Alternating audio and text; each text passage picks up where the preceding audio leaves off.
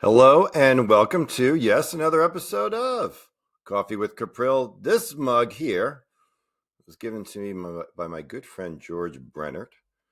Now, it's an interesting one because it seems to have a fly rod on it, and yet that's not a trout. That's a bass. Now, you can catch bass with a fly rod, but the purest to me, but no, it's a great mug. Anyway, I hope you're doing well. I hope you had a great holiday season. I hope you got to spend time with loved ones, and it's also tends to be a little bittersweet because we think about the loved ones who are not with us. As I think I've shared with you, my stepdad died a few months ago, so I'm working through that with my mom.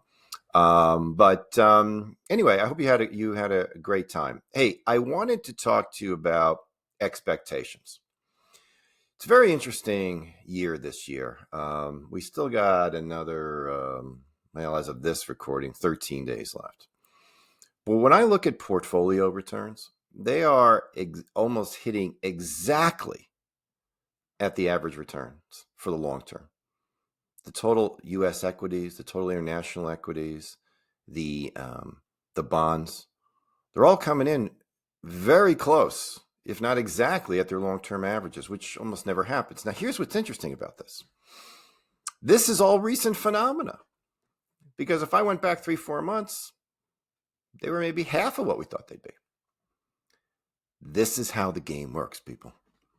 I say it all the time. You're not going to get your returns in a linear fashion. I wish you could. Oh, my job would be so much easier if you could get maybe 1% every month. It doesn't work that way. And I've had some discussions with some of you where you think your portfolio is underperforming and you're saying, the CDs are paying 5. And I'm like, well, good, because your portfolio is paying 8 or 9. Short-term phenomena. Now, I've talked in the past about not why you shouldn't get too enamored with CD rates. But time is the cure.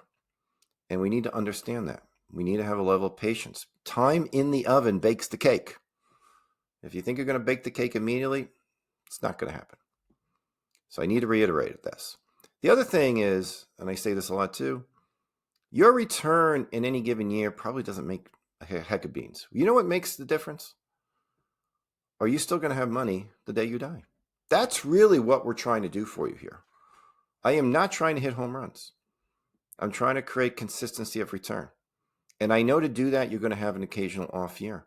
But that doesn't mean your plan's not working. Your plan probably still is working, which is why we do stress tests all the time on your portfolios. So let's keep that part of in mind too. It's a new year. Let's hope the returns of 2023 are just like the ones of 2022.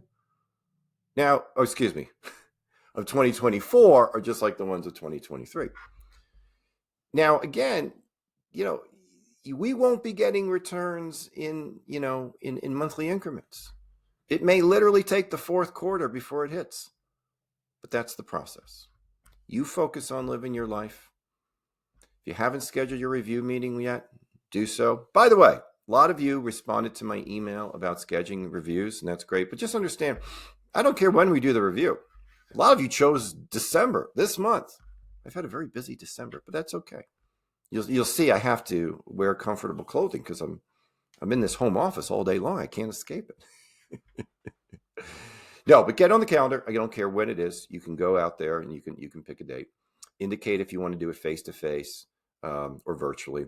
There's a chance that you may indicate face-to-face, and my schedule, I won't be there then. And I can't really configure my scheduler to do that, but I will reach out. And I will say to you, hey, could we do this virtually? Or if you want to do it face-to-face, great. How about on this week? All right. Because I am doing a little bit of back and forth. All right. So again, have a great new year. And I look forward to working with all of you. And if you have any questions, as always, here at your disposal. Take care. Bye-bye.